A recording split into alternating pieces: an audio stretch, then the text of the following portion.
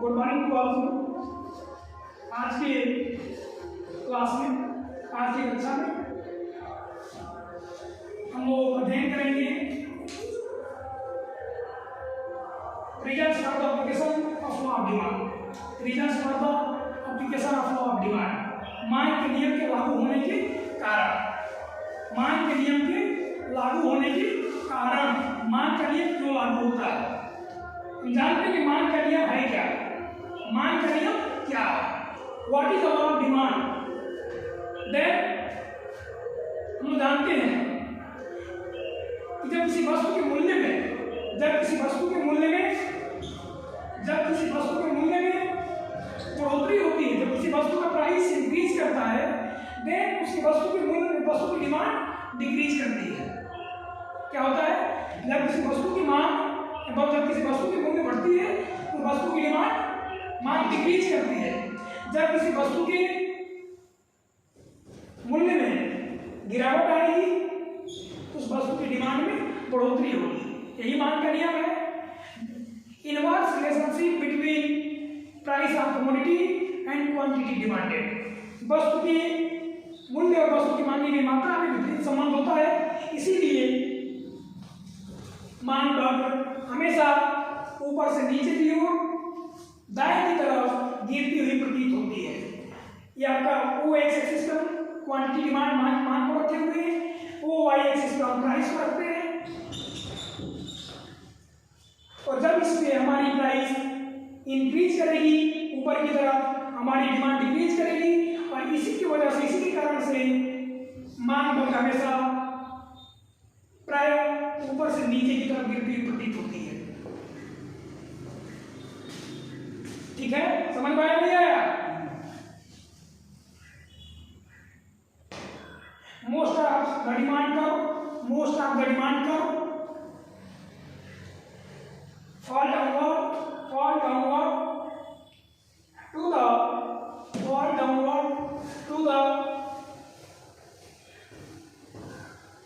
downward from left to right. These characteristics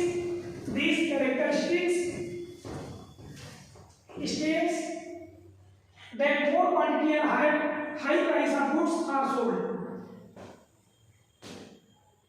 due to the inverse relationship between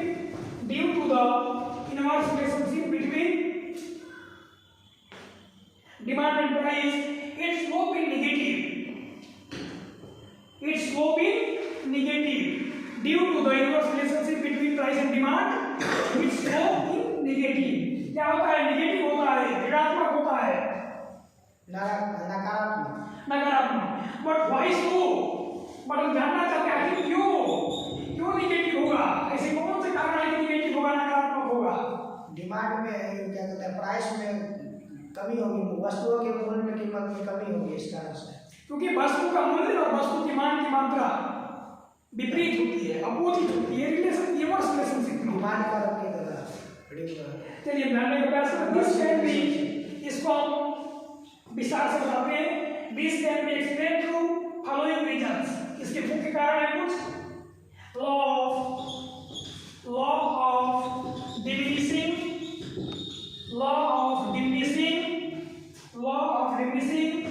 marginal utility, law of diminishing marginal utility।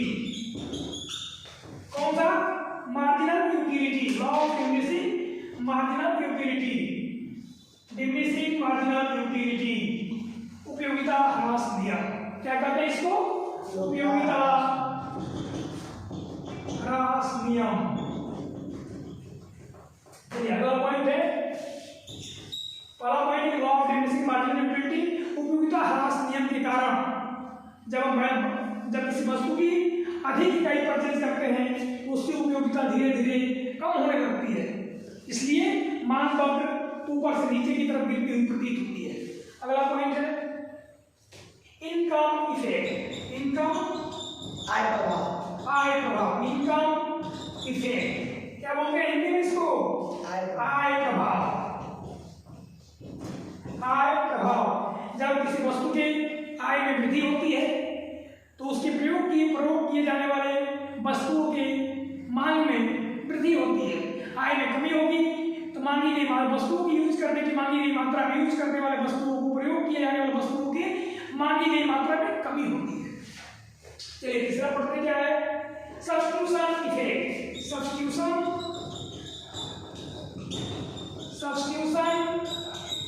Effect, substitution effect क्या कहते हैं, substitution effect. Substitution effect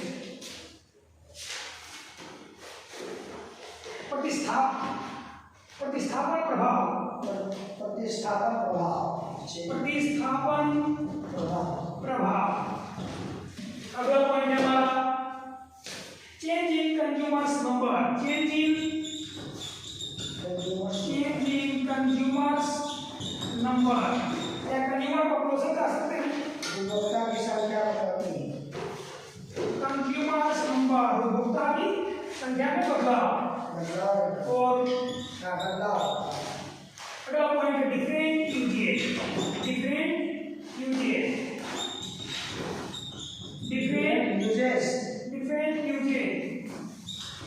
है, विविध प्रयोग। क्या है, विविध प्रयोग। विविध प्रयोग में फिर से जानने का प्रयास करते हैं। Law of diminishing marginal utility. मान का नियम उपयोगिता ह्रास नियम पर आधारित है। मान का नियम उपयोगिता ह्रास नियम पर आधारित है। हम लोग जानते हैं कोई उपभोक्ता किसी वस्तु की कीमत उसकी सीमांत उपयोगिता के अनुसार देता है। कोई भी उपभोक्ता किसी वस्तु की कीमत उसकी सीमांत उपयोगिता के अनुसार देता है।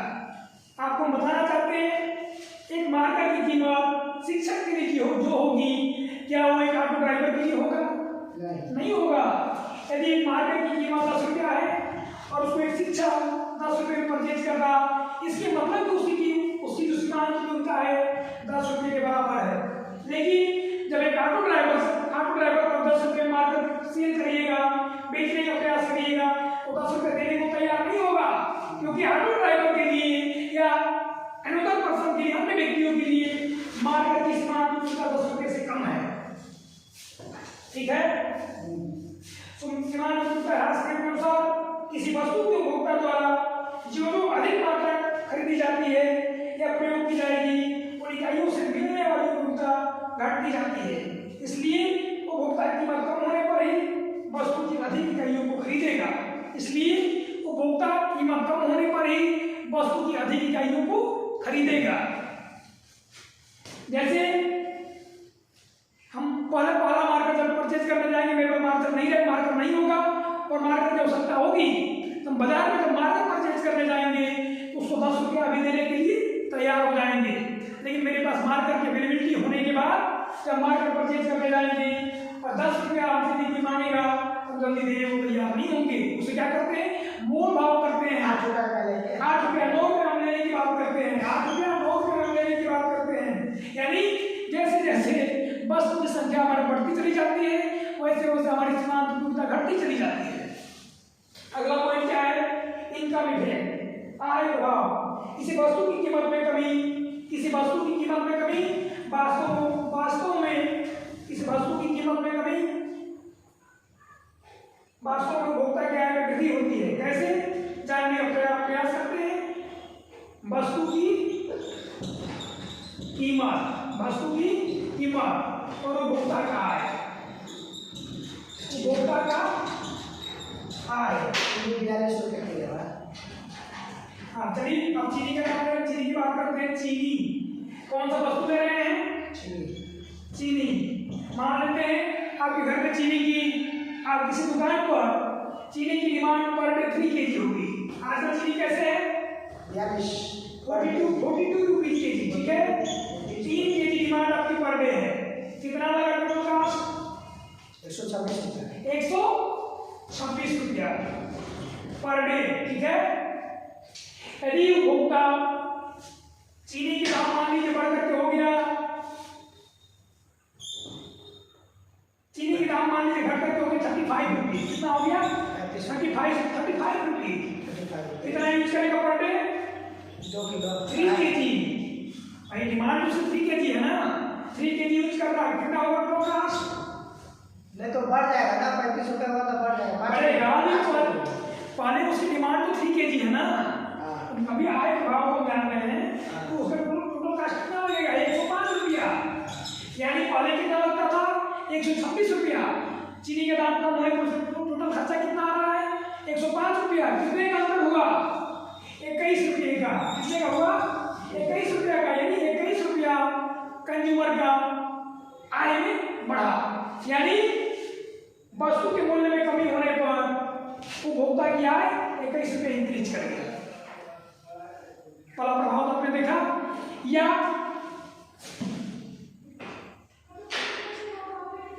चीनी का दाम 42 रुपया था, मान के बढ़कर 50 रुपया हो गया।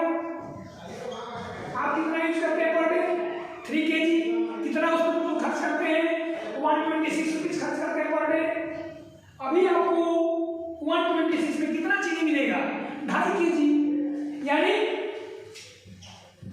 एक उपभोक्ता जब वस्तु के मूल्य में बढ़ोतरी होगी तो उसकी मांग में कमी आ रही है। 2.5 kg का परचेज करेगा कितना टोटल कास्ट आएगा 125 रुपया। समझ में आया? जब वस्तु के मूल्य में कमी आई तो उपभोक्ता की आय में वृद्धि हुई, लेकिन जब वस्तु के मूल्य में वृद्धि हो रही है यदि उतना ही सामान खरीदेगा तो उपभोक्ता की आय में कमी आ रही है, या तो वस्तु की मांगी गई मात्रा में कमी होगी। यह है आय प्रभाव। समझ में आ रहा है कि नहीं आ रहा है? 100% आ रहा है। चलिए अगला है change in consumers number. Change in consumers number, इसके बारे में सब्स्टिट्यूशन इफेक्ट, प्रतिस्थापन वस्तु की कीमत बढ़ेगी तो उपभोक्ता की संख्या कम होगी। नहीं, हम वही पढ़ेंगे सब्स्टिट्यूशन इफेक्ट, प्रतिस्थापन वस्तुओं का प्रभाव। जब किसी वस्तु की कीमत घटती है तो उसका अर्थ यह हुआ कि अन्य स्थानों पर वस्तु की मांगी तुलना में महंगी होगी। जैसे पार्ले जी बिस्किट का दाम 4 रुपया हो, टाइगर बिस्किट या ब्रिटानिया बिस्किट कोई ले लीजिए, आजकल 5 रुपये बिस्किट के दाम हो गए, चाहे कम गलत दिख रहे हैं। टाइगर बिस्किट का दाम मान लीजिए 5 रुपया है। बाई चांस कंपनी अपने कमोडिटी का, अपने गुड्स का दाम घटा करके 4 रुपया कर देती है, तो टाइगर बिस्कुट पार्ले जी की तुलना में क्या हो गई, महंगी हो गई। कितना 1 रुपया महंगा हो गया। हुआ कि नहीं हुआ? ये हुआ प्रतिस्थापन प्रभाव। यानी जब टाइगर जी 1 रुपया कम 1 रुपया महंगा होगा तो लोग टाइगर को लोग यूज करने वाले होंगे, वो टाइगर को छोड़ करके पार्ले जी कंपनी की तरफ मूव करेंगे और पार्ले जी कंपनी की डिमांड में बढ़ोतरी हो जाएगी। अगला पॉइंट है आपका change in consumers number. Change in consumers number, उपभोक्ताओं की संख्या में परिवर्तन। उपभोक्ता की संख्या में परिवर्तन। जब किसी वस्तु की कीमत कम होती है तो कुछ ऐसे व्यक्ति जो अभी तक उसे प्रयोग में नहीं लाते हैं वो भी उसको प्रयोग करने लगते हैं। जब किसी वस्तु की कीमत कम होती है कुछ ऐसे व्यक्ति जो अभी तक उसे प्रयोग में नहीं लाते हैं वो भी खरीदना शुरू कर देते हैं। इस प्रकार मांग बढ़ती है। इसके विपरीत वस्तु की कीमत बढ़ने पर कुछ लोग जो पहले प्रयोग करते थे वे वस्तु का प्रयोग बंद कर देते हैं। अगर मांग घटती है तो उपभोक्ताओं के प्रवेश या बहिर्गमन से मांग और कीमत में विपरीत संबंध पाया जाता है। एज पर एग्जाम्पल हम चाय और कॉफी को लेते हैं। किसको लेंगे? चाय और कॉफी। चाय की कीमत कितनी है आजकल? 7 रुपीज। चाय की कीमत कितनी है? 7 रुपीज। कॉफी की कीमत कितनी है? 10 रुपीज। कितनी है? 10 रुपीज। हम आज एक कप चाय पीते हैं तो उसकी कीमत हम 7 रुपये भुगतान करते हैं। वही कॉफी का 1 कप लेते हैं तो उसके लिए 10 रुपये का भुगतान करते हैं। यदि कॉफी की कीमत डिक्रीज करके 8 रुपये हो गई, यदि कॉफी की कीमत घट करके 8 रुपये हो जाती है तो स्वाभाविक है कि जब 8 रुपये में कॉफी मिलेगी हमको तो हम चाय के बदले कॉफी पीना शुरू कर देंगे। क्या करेंगे? चाय के बदले कॉफी पीना शुरू कर देते हैं। होता है कि नहीं होता है? फिर मानव व्यवहार है, ह्यूमन एंटिटी है। हम सोचते हैं कि हम 7 रुपये में चाय पी रहे हैं, इससे अच्छा 1 रुपये बढ़ा कर हम कॉफी यूज करें, कॉफी होती है। चलिए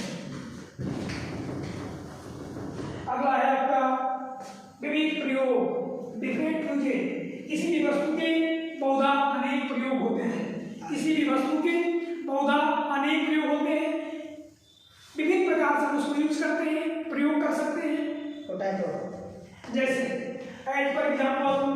आलू, आलू से चिप्स बनता है। आलू में कितना प्रयोग हो सकता है? Chips, chips. एक कस्टमर आलू को चिप्स के रूप में यूज करता है, सब्जी, सब्जी के रूप में यूज करता है, ये अचार, अचार के रूप में यूज कर सकता है। ठीक है। किसी भी वस्तु के बहुत अनेक प्रयोग होते हैं। जब मूल्य अधिक होता है तो उसे मात्र महत्वपूर्ण, जब मूल्य अधिक होता है उसे मात्र महत्वपूर्ण परिस्थितियों में ही यूज किया जाता है, या महत्वपूर्ण कार्यों में प्रयोग किया जाता है। 40 रुपये रहेगा तब ना सब्जी, आप 20 रुपये रहेगा तो जिससे मांग घटती है, यदि मूल्य बढ़ता है तो अन्य दूसरे प्रयोगों में भी वस्तु को लाया जाता है। यदि मूल्य घटता है, मूल्य घटता है तो अन्य दूसरे प्रयोगों में भी वस्तु को लाया जाता है, जिससे मांग बढ़ती है। उदाहरण आलू का लेते हैं। यदि आलू का दाम 40 रुपये पर केजी होगा, मार्केट में जब आलू की दाम 40 रुपये पर केजी होती है तब आलू को किस रूप में यूज करते हैं? ओनली वन सब्जी के रूप में यूज करते हैं। लेकिन जब आलू की सीजन, जब आलू का प्रोडक्शन ज़्यादा होने लगता है तो आलू की मूल्य गिर करके 20 रुपये या 15 रुपये हो जाती है। हो जाती नहीं होती है। जब आलू के मूल्य में गिरावट होती है तब उसी आलू को चिप्स के रूप में यूज करना शुरू कर देते हैं। आलू का चिप्स बनाते हैं, आलू का सब्जी बनाते हैं और आलू का अचार भी यूज करते हैं। क्या हुआ? जब आलू का चिप्स बनाएंगे, आलू का सब्जी बनाएंगे, आलू का अचार बनाएंगे, आलू की डिमांड में बढ़ोतरी हुई, घटोतरी, बढ़ोतरी। जब आलू को ज्यादा यूज करेंगे तो आलू का डिमांड क्या हो रहा है? बढ़ रहा है, क्योंकि आलू के मूल्य में गिरावट हो रही है दिन प्रतिदिन। और इसीलिए डिमांड कर्व हमेशा ऊपर से नीचे की ओर, बाएं से दाएं की ओर गिरती हुई प्रतीत होती है। समझ में आया? अगले लेक्चर में हम लोग पढ़ेंगे मांग के नियम की अपवाद, exemption of law of demand. क्या पढ़ेंगे? मांग के नियम के अपवाद। क्योंकि सामान्यतः मांग का नियम कहता है कि वस्तु के मूल्य में जब बढ़ोतरी होती है तो वस्तु की मांग में कमी आती है। लेकिन कई बार परिस्थितियां ऐसी होती हैं कि जब वस्तु के मूल्य में बढ़ोतरी होती है उसकी मांग में भी बढ़ोतरी होती है। क्या होती है? बढ़ोतरी होती है। जैसे आपको हम एग्जाम्पल देते हैं, बुखार होती है, बुखार होता है कि नहीं होता है? बुखार होता है। पैरासिटामोल का नाम सुना आपने? बुखार का दवा है, नॉर्मल दवा पैरासिटामोल। पैरासिटामोल की एक टिकिया, पैरासिटामोल एक टिकिया 2 से 3 रुपये में मिल जाती है। लेकिन हम पैरासिटामोल को यूज करना पसंद नहीं करते। क्यों? क्योंकि सस्ती दवा है।